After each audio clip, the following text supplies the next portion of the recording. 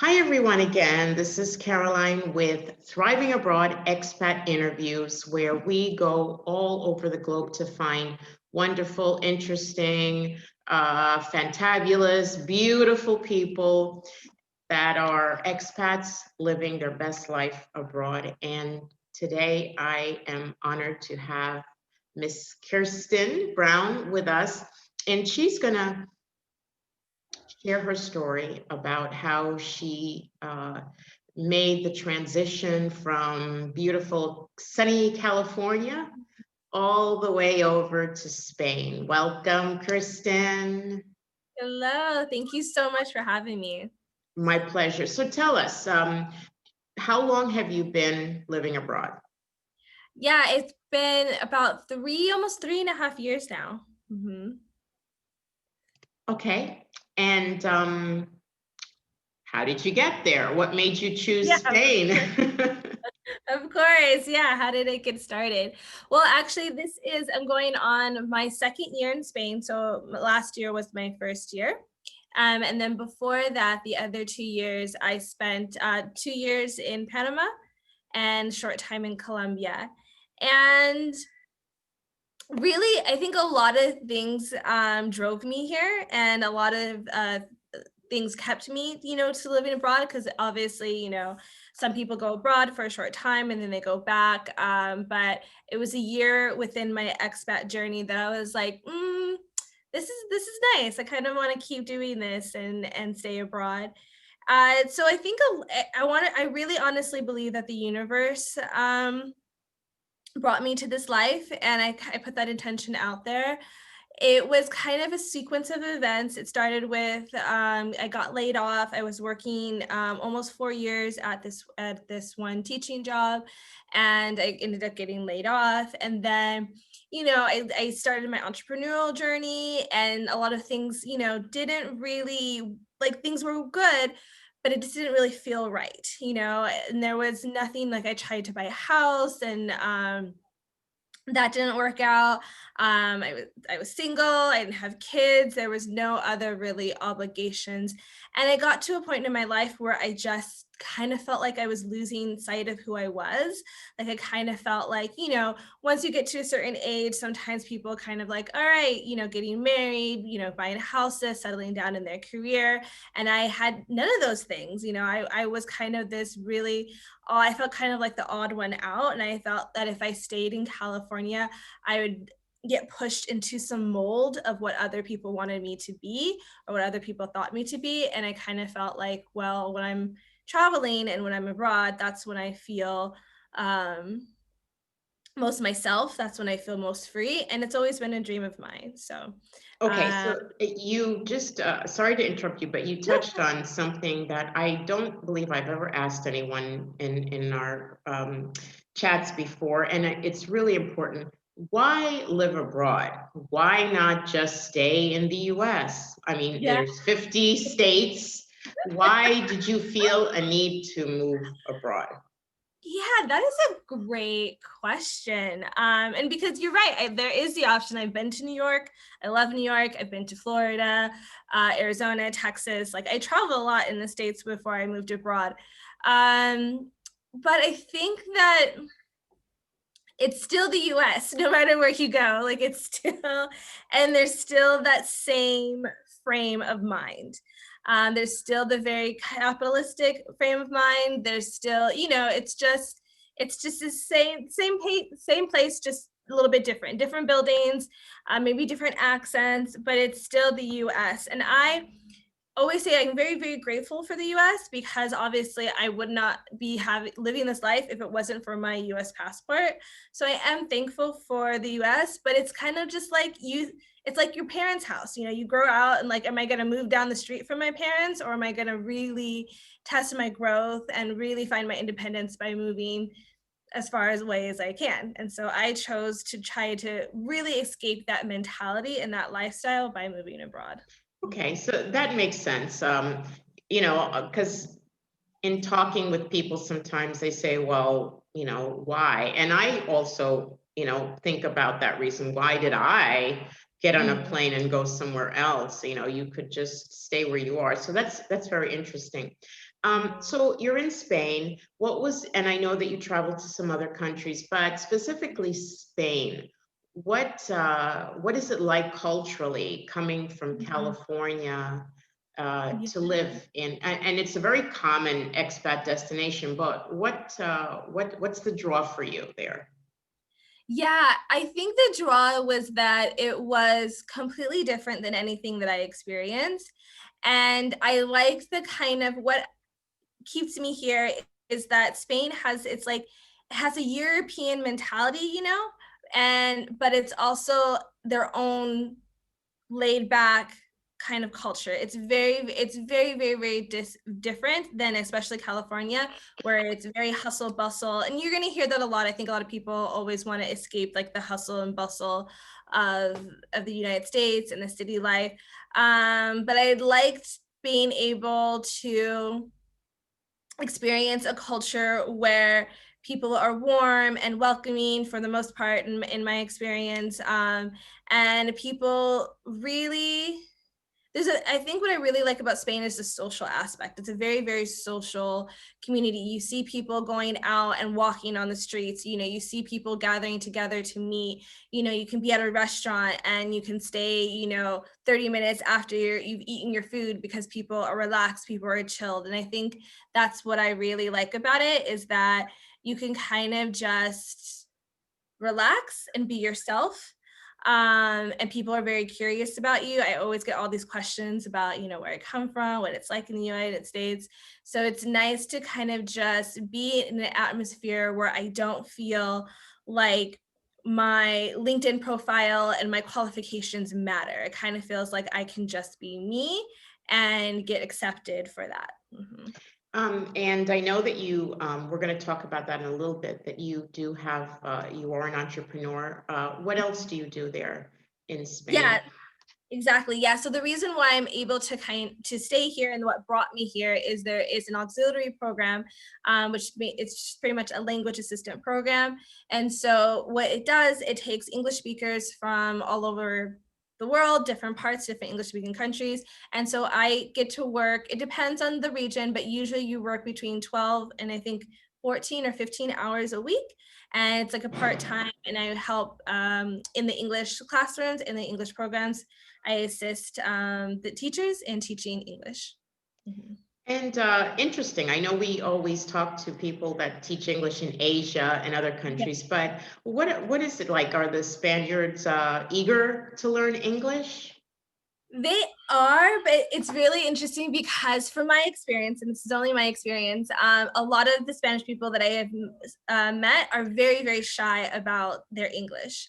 And so they understand the importance of it and they're very eager to learn. But if they had a choice, like if I speak Spanish to a Spanish person and they know that I speak English, they will just speak Spanish to me. They are much more comfortable speaking English. So it's a little bit interesting, but working with the kids I feel are a lot more. I know that from my experience working with maybe some other different cultures, you have some cultures that are more reserved and more shy with English, but the kids that I have worked with are actually pretty eager to speak English, and they're not as shy as some other cultures that I've experienced. So it's been a really fun to be able to interact in this new way. So we always talk about our thing is not just living abroad, but thriving, making it home, whether it's home for a year, 2 years, 5 years. What are some of the things that you do to make it home for you? Yeah. Obviously, you're settled in, and it could change in a year or two. But what have you done to just really settle yourself into? What town are you in Spain? It's a small town called Jaén, which no one's really ever heard of, but it's very close to Granada, which most people have heard of. So it's like an hour out of Granada.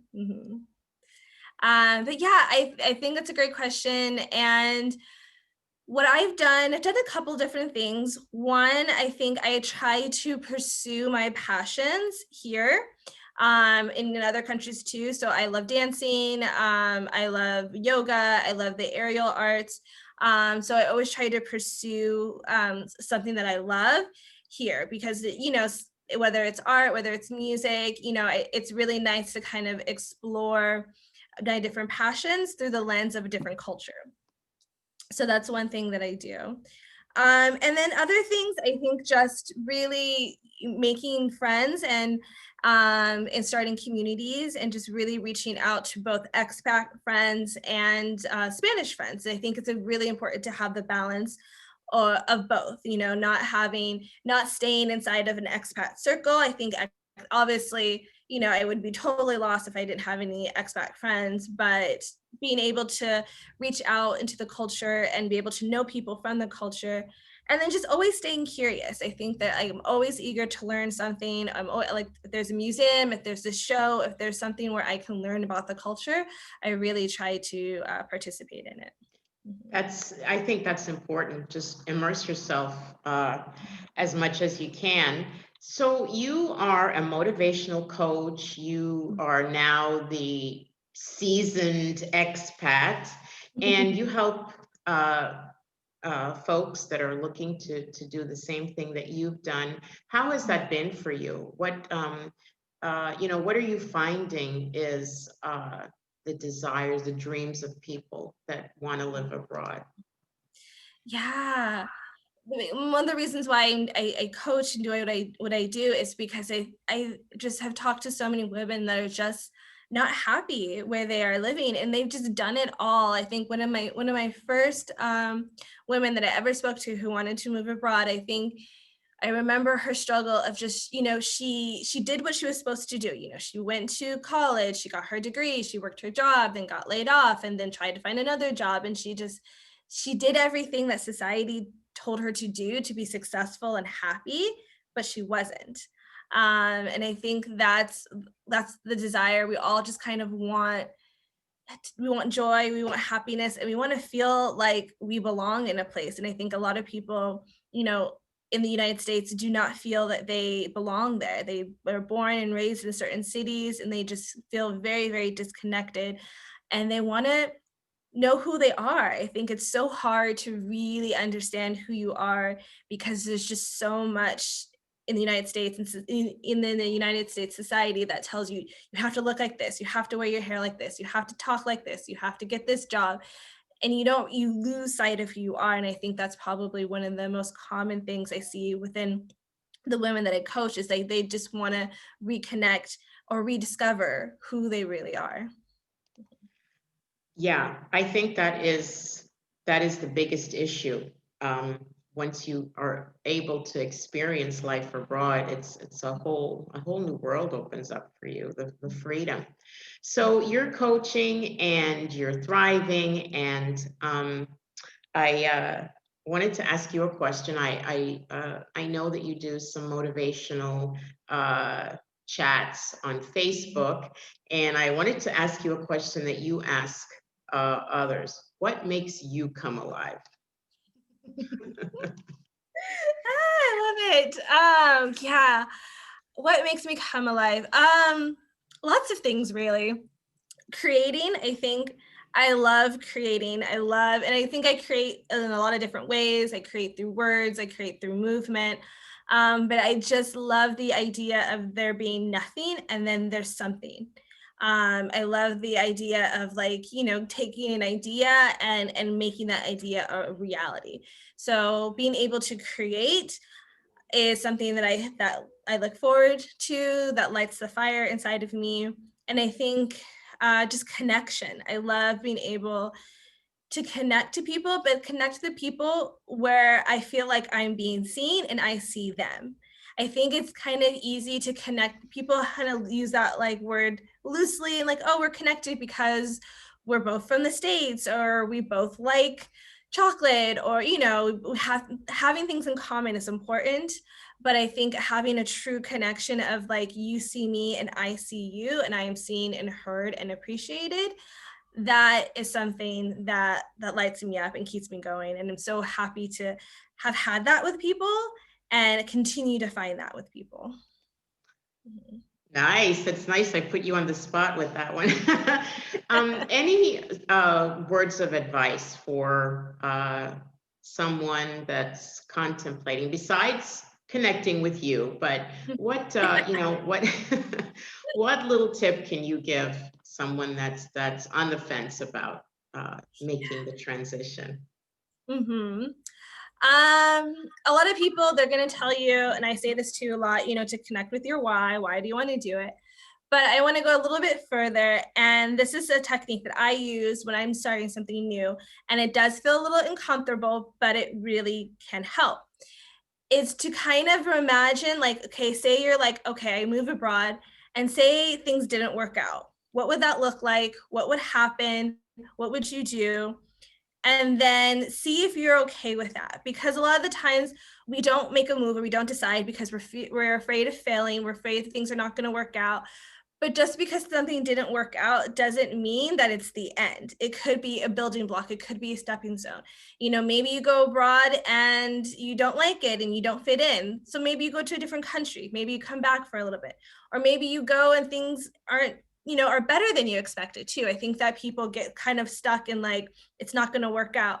Well, if it's not going to work out, what are you going to do? And then also push yourself to imagine, well, what if it does work out? Like, what if, I think that we limit our possibilities when we kind of think, okay, it's not going to work out, but what if it does? So Nice. That's really important. So important what you just said about, a lot of people like, oh, what if it doesn't work out? And I say this all the time. I went out 12 years ago and, with a couple of bucks in my pocket, and I didn't think about, well, what if it doesn't work out? I just, just did it. So that's really yeah. important for people to know. Just do it. How can we connect with you? Yes. So I'm on Instagram a lot. Kiki Marie Bree. That's Kiki Marie B15. On Instagram, I'm also on Facebook, Kiersten Brown. And yeah, also email. I'm not on Clubhouse. I know everyone's like on the new app Clubhouse. I'm not on that yet, but when I do, I'll announce it. But Instagram and Facebook and YouTube under Kiersten Brown 101 is also another place to connect with me as well. So on all the What? medias. all there's so many ways to connect with people now, and yeah, so if someone's looking for some some coaching, Mhm. we will put the link for all of your social media contacts below Yay, so thank people you. can find you. Well, Kiersten, you have been a breath of fresh air. I know that it's not easy. Well, before we go, what does the future hold for you? Is Spain your home? Is that your base? Are you looking to explore and conquer more worlds? What does the future look like for you? That is a good question that I don't really know. And I'm trying to withhold. I am a planner. I love to kind of like plan things in the future and kind of know.